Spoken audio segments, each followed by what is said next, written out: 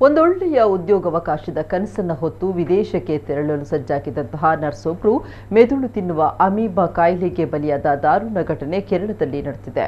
ಕೇರಳದ ಅಲಪ್ಪುಯ್ಯ ಜಿಲ್ಲೆಯ ಅಂಬಲಪ್ಪುಯ್ಯ ವಡಕೈ ನಿವಾಸಿ 26 ವರ್ಷ ಪ್ರಾಯದ ಆರ್ಯ ಮೋಳ್ ಮೃತಪಟ್ಟ ನರ್ಸ್ ಆಗಿದ್ದಾರೆ.